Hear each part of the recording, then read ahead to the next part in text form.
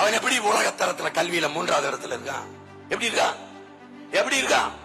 இதுல நம்ம நாடு எந்த இடத்துல இருக்கு? இது தமிழ்நாடு ஒரு இளவலும் இல்லை. எங்க இருக்கு? சீமான் மரத்தோட விப்பிச்சுட்டு இருக்கிறான். மரத்துக்கா ஓட்டு இருக்குன்றான். அட பாவி, மரத்துக்கிட்ட ஓட்டு இல்ல, என் உயிர் இந்த மரத்துக்கிட்ட தான் இருக்கு. அதனாலதான் நான் மரத்தோட பேசிட்டு இருக்கேன். மாட்டோட பேசிட்டு இருக்காங்கிறான். மாடு என்பது மாடு இல்ல, ஆடு என்பது ஆடு இல்ல, நம் செல்வங்கள். எல்லா உலக பேரறிஞரும் சொல்றான், ஆடும் மாடும் மொபைல் பேங்க்ங்கிறான், நடமாடும் வைப்பகம்ங்கிறான். ஒரு ஆடுன்னா 70,000, மாடுன்னா பால். உன் நாட்டின் பொருளாதாரம் என்ன? சாராயம் எவ்வளவு? 50,000 கோடி ஒரு ஆண்டுக்கு. பால், அதன் சந்தை என்ன? 3 லட்சம் கோடி. உன் நாட்டின் பட்ஜெட்டே 3 லட்சம் கோடி தான். அரசு ஆவின் பால் விக்குது. திமுக அதிமுக அரசு எங்க கேளு, யார்ட்டாவது கேளு.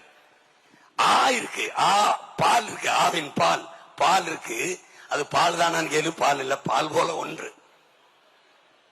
அப்போ ஆவின் பால் பேர் வச்சு, ஆனா என்ன பசு? எங்க பசு? இங்க இல்ல இல்ல. ஆனால் பால் வளத்துறைக்கு ஒரு அமைச்சர் இருக்கிறார். பால் இருக்கிறது, வளம் எங்கே என்ற கேள்வியை என் சொந்தங்கள் எழுப்பினால் அதுதான் விழிப்புணர்வு, அதுதான் மாற்றத்திற்கான சிந்தனை. அங்கதான் புரட்சிகரமான அரசியலுக்கான விதை ஊண்டப்படுகிறது. கால்நடைத்துறைக்கு அமைச்சர் இருக்கிறார். கால்நடை எங்கே? உனக்கு பால் எங்கே இருந்து வருகிறது? எங்கே இருந்து? ஆந்திராவில் இருந்து. ஆந்திர முதலாளிக்கு தமிழ்நாட்டு மக்களுக்கு தரமான பாலை கொடுக்கணும்னு பசுவின் மார்ல இருந்து கறந்த உடனே ஒரு சொட்டு கலப்படம் இல்லாம உங்களுக்கு அனுப்பி வைக்கிறார. என்ன அவருக்கு வெங்கடாச்சல கோயில வேண்டிக்கிட்டார? யாருக்கும் கலப்படம் இல்லாம தமிழ்நாட்டு மக்களுக்கு பால் கொடுக்கணும்னு. இப்படி ஒரு கூட்டமா இது மாறி போயிருச்சு. என்ன கொடுக்கறான்? என்ன சரி, தண்ணி கடையில வாங்கி குடிக்கிற, அது குடிக்கிற திறன்ல இருக்கு, தகுதியில் இருக்குன்னு யாருக்கு தெரியும்? யாரு தர சான்றிதழ் தந்தவன் யார்? யார்?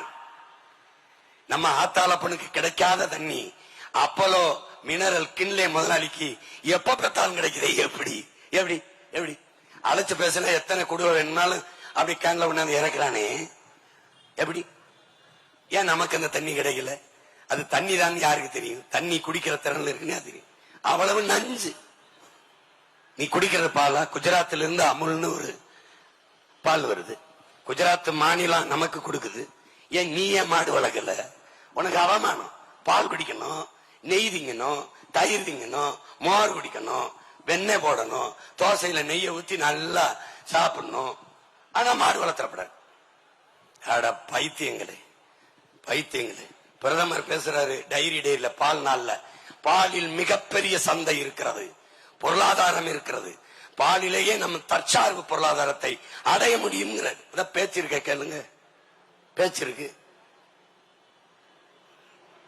எது ஒன்றையும் பாக்குறது இல்ல. உலகத்தில் மற்ற நாடுகள் எதுக்கு உங்களுக்கு அலைபேசி இருக்கு, வலையொலி இருக்கு, எல்லாம் பொழுதுபோக்குக்கு எதை எதையே பார்த்து தொலைக்கிறிய. உருப்படியாதாவது பாரு, போய் பாரு. ஒரு சின்ன நாடு சிங்கப்பூர், ஒரு வளமும் இல்ல.